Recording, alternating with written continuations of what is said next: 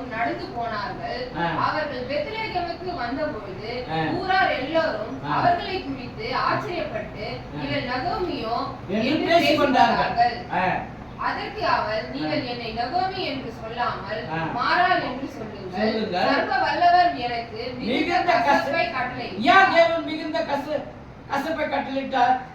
நீ தேவனுடைய வீட்டை விட்டு நீ சுதந்திரமான சபிக்கப்பட்ட மோவாப் தேசத்துக்கு போனதுனால தேவன் இங்க ஆகாரம் உண்டாக்கி அந்த பிள்ளைகளை கொண்டு வரும்போது தேவனுடைய வீட்டை விட்டு போனவங்களுக்கு இந்த கசப்பை கட்டளையிட்டார். தேவனுடைய வீட்டுல கஷ்டமோ நஷ்டமோ துன்பமோ பாடு உபத்திரம் வந்தாலும் வீட்டுல தான் தங்கிருக்கும். கர்த்தரை தான் நீ தேடணும். அப்ப கர்த்தரை தேடி எதற்காக உனக்கு கொஞ்சம் கஷ்டங்கள் பாரங்கள் உபத்திரம் வருகிறது என்று நினைத்தால் உன்னை சரி பண்ணபடிதான், உன்னை கொண்டு தேவ ராஜ்யம் கட்டபடிதான், உன்னை கொண்டு மக்களை நியாய விசாரிக்க செய்தான். ஏன்னா தேவனாய் கர்த்தரே உன் கூட இருக்கிறது.